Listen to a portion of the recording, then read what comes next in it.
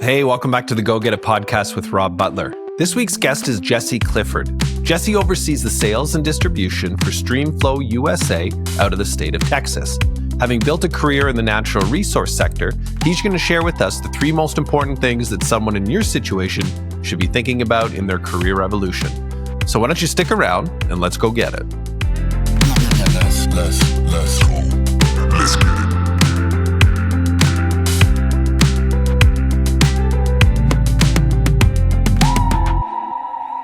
Okay, so Jesse Clifford from Calgary, Alberta, now located in Texas, America. You're our first American to join the quasi-American to join the podcast today. And I think it's going to be really interesting for me because the viewers are going to want to understand more about how, especially those that want to work outside of the country that they live in currently, and just want to explore ideas or opportunities that may not be in their backyard. So I think you're going to provide tons of content for us to be able to build upon, because not everybody's been able to do that, and some people are nervous to do it. So that's a whole story in and of itself. So Jesse Clifford, sales manager at Stream-Flo USA, a Canadian-based company though, or an American-based company? Canadian-based company. 1962 was founded in Edmonton, Alberta, and branched into the United States only in 2010. So relatively new in comparison to the American market. So we're going to go closer into your time with them in Canada. But just to bring everybody up to speed, what are you doing currently with Stream-Flo in the US marketplace, being affiliated with the sales team and running the direction of that? What does that look like currently? Yeah, so we've got 16 sales reps that report directly into me and are part of our sales team across 6 branches in the States, primarily focused in Texas for obvious reasons. That's where most of the drilling activity happens in the lower 48. But we do branch into regions, into the Rockies, into the Northeast, and into Alaska, even most recently. So it does cover most basins, our operations, and that's my focus, while obviously driving bottom line and making sure that the revenue expectations are hit, met, and exceeded every year. As a salesperson, that's what we're measured on. Absolutely. That's ultimately the bottom line. But yeah, it's an opportunity to try to grow the business stateside, try to extend our market share into a place. If we can get anywhere close to what we have in the Canadian market, lower 48 will be in a great position. But it is still infancy stages in comparison. And when we look at the industry, we talk about the energy space. Albertans certainly very familiar with what that looks like. A lot of people that we've met over the last decade living out here are tied in some way, shape, or form to that industry. What specifically is it that your group's responsible for selling in terms of the product or the service that you bring to the market? So we are wellhead and production trees. Basically gate valves, anything surface pressure containing. So think of it this way. If you or the operators are punching a hole in the ground, drilling a well, whether it's gas, oil, water, geothermal, it needs a surface pressure containment device on top of the wellhead that we call it. And that's what we manufacture and sell. And is that when the wellhead has expired, or is that even during the life of the well? So we do have full service life of well. We start right from the initial drill, but I mean, this has been going on for centuries. So we do have an aftermarket service division as well that does do repair work, refurb work, and make sure that the integrity of the well through the life of the well before it ultimately becomes either plugged or abandoned is taken care of on ours. So having brought the group or the audience up to speed on what the product and the services that you're supplying to the US market now, let's back up a little bit as far as our original connection. It's actually pretty clear in my head. First memory of any introduction or connection to the Butler family. So even before meeting you face to face, because our kids and your nephew went to the same daycare in Haysboro, right? So Amanda had some interactions with your family previous, so she gave me a little bit of context, but a little cheat sheet? Yeah, a little bit of cheat sheet, right? So she's like, I can't remember exactly how she framed it, but boys similar ages, they'll get along famously. Obviously, she was gravitating towards your wife. I think they're cut kind of from the same cloth, how they're social butterflies and, power moms in the neighborhood. And I was like, okay, fantastic, right? And initially, I'm kind of like, all right, who am I getting introduced to, right? A lot of pressure when that happens. I'm sure that you've been in that situation where you've been introduced to, one of your wife's friends, and maybe that's not immediate success. But this wasn't one of those situations, right? It's I'll call it like-minded individuals that on first introductions, I'm like, all right, I can understand this, and obviously, it was interesting getting some insight from a person that was probably not typically would be within my circle, it being yourself, right? And different perspective on life, different life experiences, but still like to have fun and bring light to the room. And that's kind of what I like to keep myself, familiar with and circulated with. Probably similar from my end, and no question through nephews and kids and just the age of all of our, and the location too. So both of us had moved into a newer development, and we were coming from a different province, so we didn't know anybody. So for us to be able to arrive and then find some really early connections and start to get in a bit of a rhythm, especially for the kids, that makes it so much easier when it's that group that starts to hang out with one another, similar interest, and then it just funnels up to the adults, hopefully. But the other thing, I actually want to flip it. You saying not in your immediate circle, and I agree with that, because when I came here, so many of Albertans and Calgarians, at least upon first impression, very much tied to the energy space, lots of entrepreneurship in this province, a lot of business owners, and just a lot of open-mindedness in terms of what was possible in building out a business from scratch and getting tied to taking on risk. I mean, that was my first impression of what Albertans had, and in our neighborhood, and in your case in particular, being so entwined in the energy space. It was very new for me because you don't run into that a lot in other provinces. And it was just such a departure from what I was used to talking about and the topics that would be relevant. I loved it. I actually gravitated toward it. And, fast forward 11 years later, you're now down in obviously Texas and in the US marketplace. So we didn't love to see you leave, just to be clear to the audience. But that being said, we've kept in touch over these years. And how is that transition for you moving from, we don't have to get into politics, but the Canadian market to the US landscape? Maybe similarly, you would have found more commonalities here where it's a much smaller market and audience, where most people in Calgary have some affiliation with that sector or that industry. How is it in the States, and how does it feel in the neighborhoods that you're living in currently? Yeah, it was, I'll call it a check of my ego, is maybe a good way to explain that. With Calgary, it was established network, on a professional, on a personal level, across the board. I mean, I was born and raised there, so right. It was the easy button. Developing that network was really kind of only one call away if I needed help, if I needed assistance, if I needed a gateway into this new potential target or customer account. I thought it would probably be a little more applicable being able to transfer it down, but I've had to hustle to build that here. It was 6 years. This summer will be 6 years into that transition, and it's come together, but it took the better part of 3 to 4 years to get even, and I'm still not even at that space where I felt in Calgary. But it was a reset. I didn't have the family down here. I knew the colleagues and my peers here within the organization, but from afar. It was a lot of times it was mostly telephone calls, and virtual meetings weren't really a thing in 2019. It's so true. It's pre-COVID, as a salesperson, for sure, right? You're needing to teach yourself what is that all about, and getting people comfortable with it. Yeah, it was a lot of heavy lifting. But aside from that, if I take the culture, if I take Calgary and I take Houston, or I take Edmonton, and Houston is probably more relatable, I couldn't have asked for more of a welcoming fit. I mean, the industry that I'm in is the key driver, right? The people are very like-minded and similar. I mean, they're open-minded to bringing some of the technologies that we had in Canada, and vice versa, me bringing up there.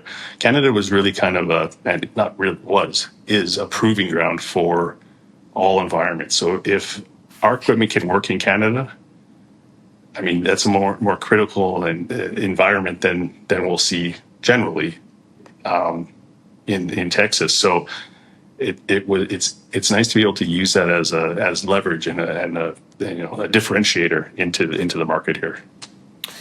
Yeah, I mean, to your point, you kind of grew up within a network as well that had tons of experience in that space. And I've seen you in action, I think, at the Calgary Stampede. And for those who've not been to it, but have heard of it, it's probably worth the effort just to experience it for a few days.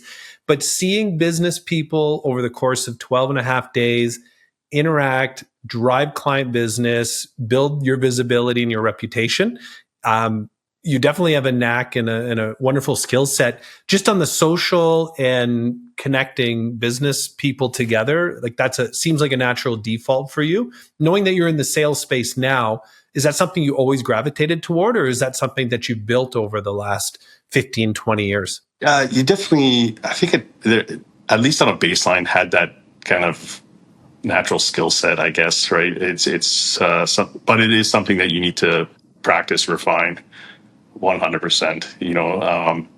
As you progress throughout your career, you find yourself in maybe different boardrooms on higher floors, and that changes, right? Your tone changes and how you deliver yourself and your company and who you're representing. It's something that you should always be working with. Is, I guess, what I'm going right towards. Yeah. It never ends. I mean, the network piece, the visibility, and people relying on you as a trusted resource. I mean, it takes time, and then you want to maintain it. I mean, it's just a lot of work involved. Well, at the same time, too, right? You've got, and I've built a lot of friendships outside of business that have started with that, and vice versa, right? So when you can have an industry like that will offer that to you, and what I would consider lifelong friends, that's what attracts me to it. Makes it fun, and you want it to be fun. If you're going to be committing to it, it's always helpful if you enjoy what you're doing. That's right. Work hard, play hard. Okay, so you got an audience now of new graduates. They're excited. Maybe it's the energy space in particular. Maybe they're contemplating moving outside of the country that they're currently in to test out the waters in a new career choice. Maybe they want to move into an entrepreneurial type role or a sales function. I'm agnostic, actually, in terms of what it is that might be getting them excited. But what would be the 3 tips that you'd encourage them to think about as they're pursuing a career for themselves that they're going to be really excited about in 5, 10, 15 years from now? What comes to mind? Well, I think we hit on the first one, so I'm not going to dwell on that. But establishing that network is absolutely crucial. I think that gives a person to stay agile, especially within this industry. But I'll use it as a whole, because when industry fluctuates, commodity prices go up and down. You got those geopolitical events that might happen and impact that. Having that network, whether it's to help yourself professionally, to help yourself personally, to leverage that as needed, is absolutely crucial. So I actually would put how we led that conversation right up at the top of the podium for that. On the second piece, I would say, to be adaptable, and this is directly related to the oil and gas service sector. It is so transactional. It changes, honestly, hour by hour, day by day. Staying ahead of the curve with technology, and being responsive to clients' needs is absolutely crucial. When we are positioning our company and the assets that we're going into and the shops that we're setting up and the manufacturing, it's all with that in mind, to differentiating from our competitors, how we can more quickly respond to requests to offset any kind of, potential competitor infiltration, right? Right. And I'm sure, like most industries that are more mature, it's incredibly competitive, and you always need to stay ahead of whoever it is that you think you're kind of chasing, or maybe they're chasing you, and you always need to stay one step ahead. As far as the adaptability, You kind of hinted at this, but you also, when you were moving down to the States, what was it like when the world was shut down for a little while? So you're, running a sales group, you're trying to establish yourself in a new country, you're trying to build respect across your sales group. What were some of the things that came to mind, or obviously embracing the virtual aspect of being able to do a Teams call or a Zoom call? What else, or what was really relevant at that time to you? Well, if I'm being honest, the first thing I thought was, what did I do? We've all felt that. That's okay. That's the beauty of it. Be honest. Yeah, I mean, I just moved my family down here. My kids are starting a new school. My kids are going to school virtually now in a place where they haven't even had a chance to meet, their schoolmates. Develop those networks, right? So it was a extreme challenge trying to break down those barriers for initial introductions. Thankfully, in Texas, there was pockets that were, I don't know how I can frame this, maybe more immune to COVID or the pandemic, right? I think there's something to be said for that. They just had a different approach to how to work through it. Right. So there was definitely pockets of in Fort Worth, in Houston for sure, specifically into West Texas, where you still had access to office spaces and people had the willingness to still, meet you for a coffee, for a lunch, or for a happy hour. So I was very thankful for that especially when I look relative to what was happening into pockets within Alberta during that time. So yeah, it was definitely a hindrance, and I had to learn how to, be comfortable in front of the camera, just as the world did. But it was people were still open to it, so it didn't completely slow it down. Just had to make sure that you were that much more focused and disciplined to making those extra calls every day, right? You just reminded me of a funny experience I had with you, and I hadn't remembered it until right now.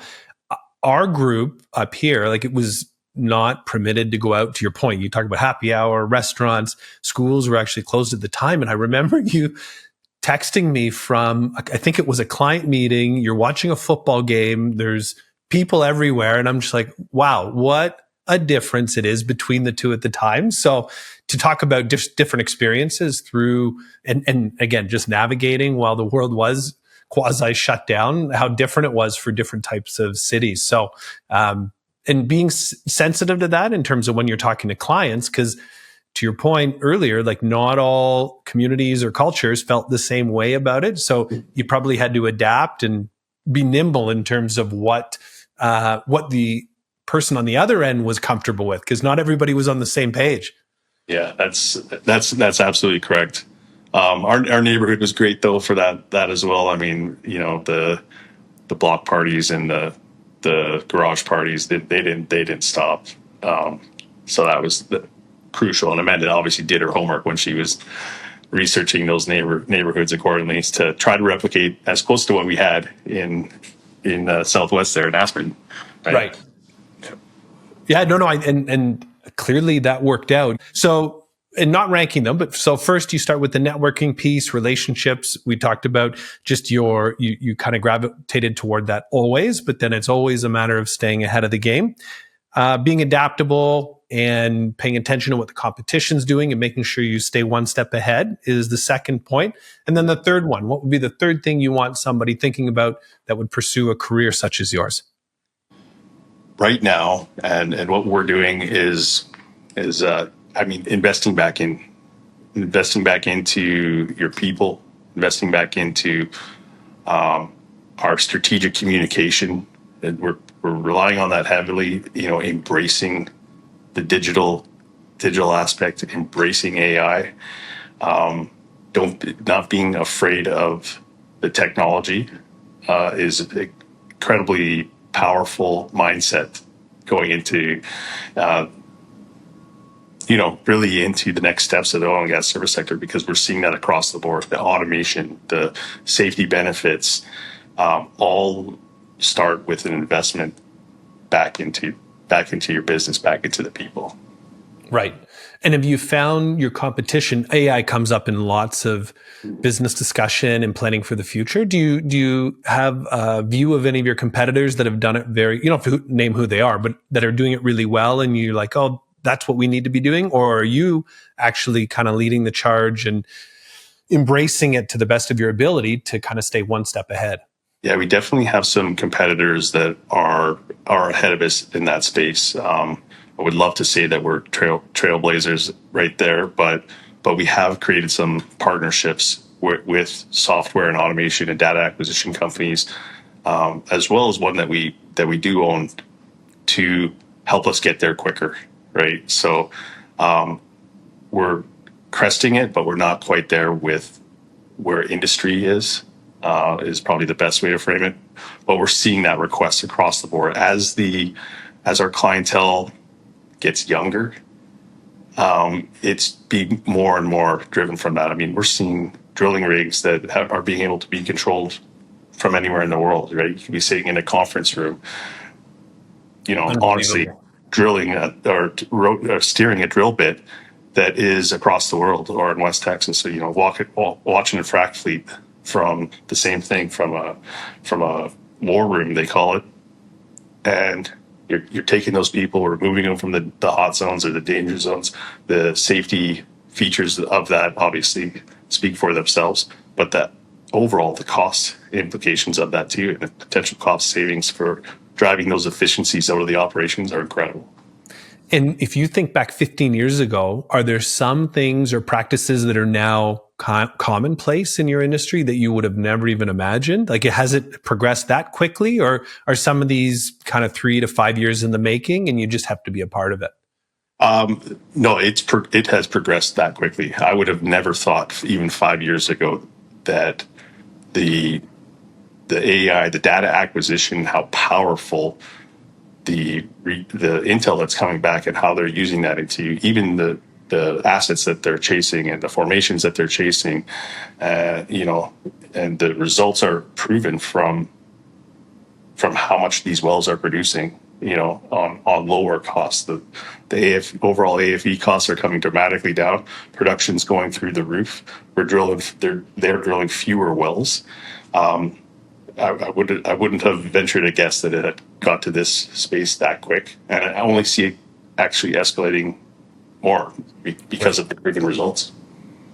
And then, as much as I think it would be fun to go into it, I'm going to stay away from the political piece, but I am curious, based on the new administration, Are you finding that to be a positive in its first 3-4 months in oversight in terms of your industry? And how does that feel compared to what you were, I guess, working through for the 4 years prior? It's such an interesting topic. Yeah, you're right. We probably could sit here for hours, honestly. Yeah, that's my other podcast. We do that one. I know, right? But in November last year, you're hearing drill baby drill, and there's that level of excitement of the new administration coming, or the returning administration. Fast forward into January, and the word tariffs keep, they're coming up in conversation nonstop. To me, I mean, being a equipment provider in the oil and gas service sector, that has direct cost implications to us, and significant. When we have our supply chain that is primarily focused on from overseas, being China, Vietnam, India, low cost countries, so that has direct impact into obviously our price points. So what started as initial excitement, thinking that there's probably going to be maybe not an aggressive uptick, but an uptick into 2025, had created this holding pattern within the industry. It's kind of this weird space right now where people are very cautious with their capital. They're holding on to see what potential volatilities they might see, not just with the commodity pricing, but in their overall cost from all the vendors that they're seeing. So yeah, it's been a roller coaster. I think that there's some calm there after all the posturing is settling down a little bit, but it's created some very tough conversation that's going into our customer base and our target customer base, saying, I can hold this price point for 2-3 months, and then we might have to have this conversation again, right? It's right. Where previously we're going 2 years, we'll hold this contract pricing, let's rock, let's get down to business.